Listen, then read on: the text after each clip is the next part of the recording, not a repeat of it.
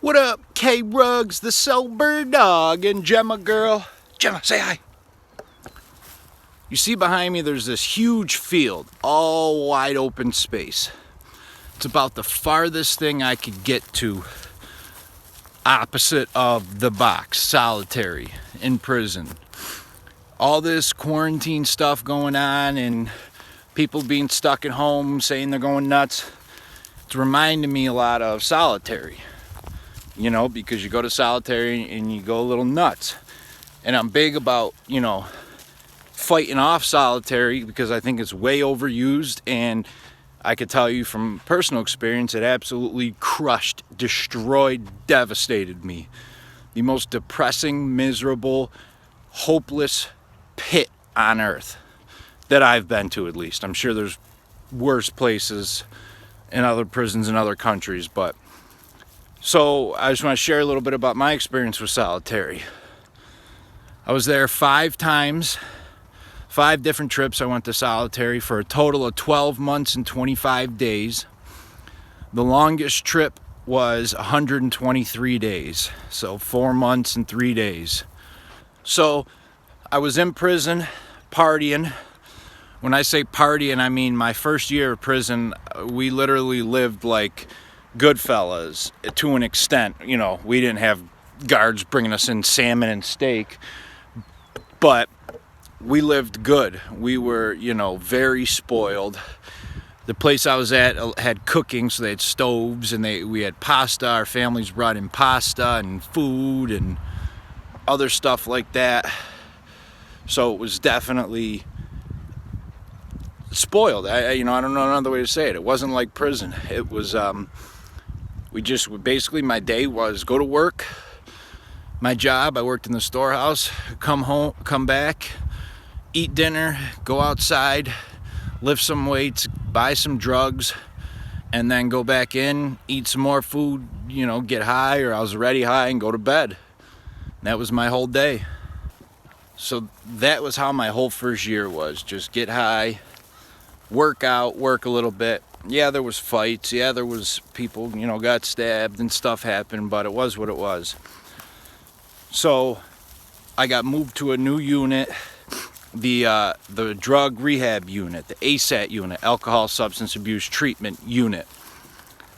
As soon as I got to that unit, there was way more drugs there than any other unit I was in. Ironically, the treatment unit, there was more drugs.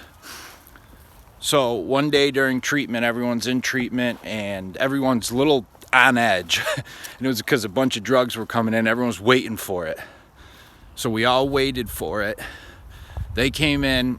Everyone in the unit, well, most of the people in the unit got high. And then 2 days later, I got called down for a drug test. I went down for the drug test. Failed, of course, but they don't know the answers right away. So they sent me back to the unit. I knew I was going to fail.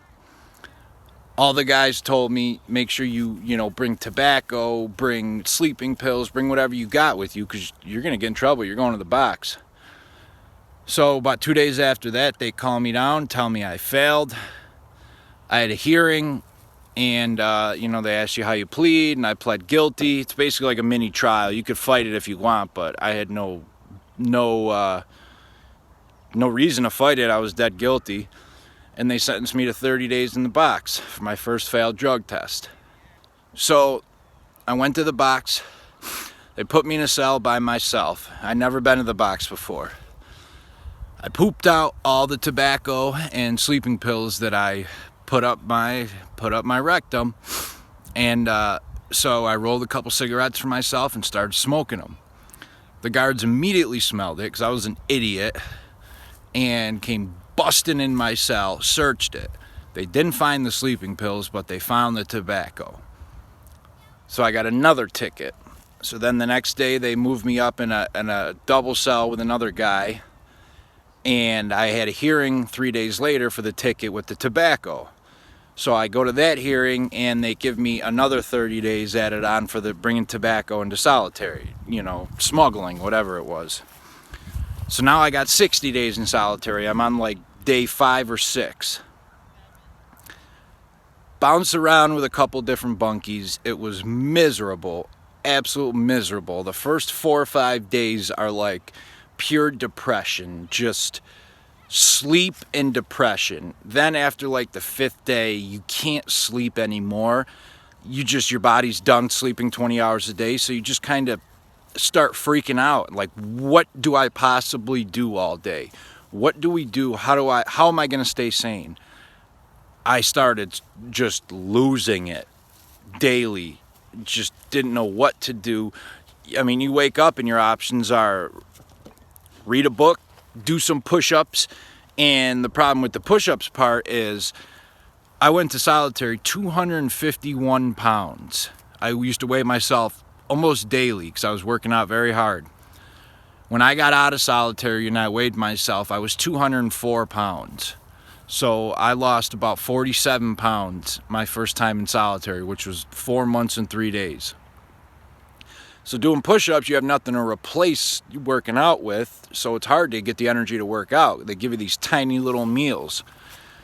But anyway, I was on like day 27. I was with another new bunkie, probably like my 4th new bunkie, and they caught me with a bunch of sleeping pills. I was suicidal at this point. I was going nuts. So I asked all the guys in the cells near me, I said, anybody got medication to sell? And they said, what kind? I said, anything and everything. So I bought about 30 different pills. I don't know what they were, blood pressure pills, diabetes pills, Tylenol, antidepressants, whatever anybody took. And I was saving them all up, and I was going to take them all and hope it killed me. That was the goal. So I have all these different pills, and the mental health people usually come to your cell and just knock on your window, and they talk to you through your window. This time they came and said, Ruggieri, you're going out. You got an hour talk or whatever it is with the psychiatrist. So I said, all right. So they shackle me, bring me out to talk to the psychiatrist. Apparently when I was gone, they searched the cell and found all those pills. Because of all the different pills, the guards and everybody in there is not stupid. They know what medications people take to get high. They know what stuff is street drugs. So they were very confused. Like, what did you have all these random pills for? That high blood pressure pill that doesn't get people high and this and that. And I said, you guys know why. When I went and talked to the psychiatrist, telling her I was suicidal, telling her what my plan was, and basically she was a little bit worried, but the guards didn't give a shit. I was going to take them all and, end my life. That was what I was going for. That was my goal.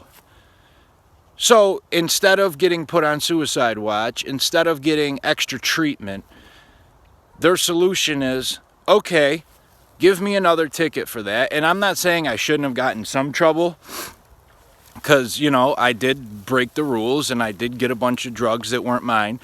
But I thought maybe I was going to get like 15 days added on and then some extra mental health treatment. Their solution, no extra treatment, 90 more days I got added on to my solitary time. I was suicidal because I was in solitary, and their solution is, okay, you're on day 27 of 60, let's add 90 more on. So now you're on 27 of 150. That was the most depressing. That was the lowest feeling I've ever had any day ever in my life. When she told me that I'm sentenced to 90 more days in solitary, I have never been so hopeless in my entire life. Never been so depressed, never felt so helpless, hopeless. I didn't know how I got through the first 27 days. Now I got 123 left. I didn't know what to say or do or whatever. I was just, I don't know. Because of that, they put me in with another new bunkie, because whenever you get in trouble, they put you in with somebody new. I don't know why. But whatever. And thank God for this guy, Paulie. Paulie saved my life, because I was so hopeless, helpless, just depressed at that point. That first night that I was with Paulie, I tried to hang myself. He got up. Come on, Gemma. He got up in the middle of the night and saw me trying to tie the sheet around my neck and hang from the little 2 stairs they give you to get to the top bunk. And he, pulled it off and talked to me for a couple hours. And Paulie was on like day 90 something of a 7-month box bid because of his 3rd or 4th failed drug test. I don't remember. So he was used to it. He understood solitary. And he talked to me and he got me through those next couple days. If it wasn't for him, I would have absolutely tried to kill myself again and hopefully succeeded, or at least try to succeed, because it was pure misery. The next 3.5 months was me and the same individual. We're bunkies, and it was miserable, absolute misery. The nice part was he was in a decent mood most of the time. He was respectful of me and I was respectful of him. So we had to put a sheet up when one of us is, taking a dump. And we tried to be respectful and not, not fart, not stink too much, and not, you're in a little 6-foot by 10-foot room with another guy for 4 months straight. You're going to get on each other's nerves. It's natural.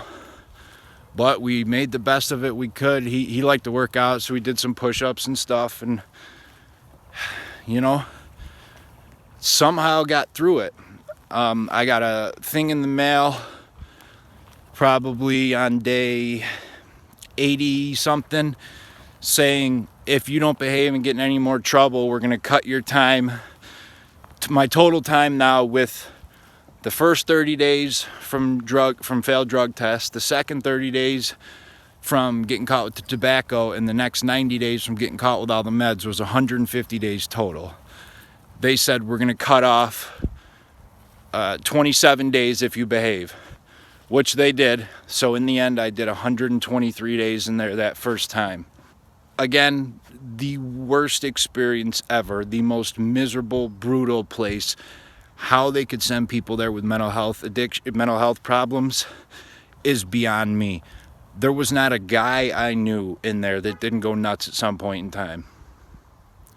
They got to slow down. They got to end solitary.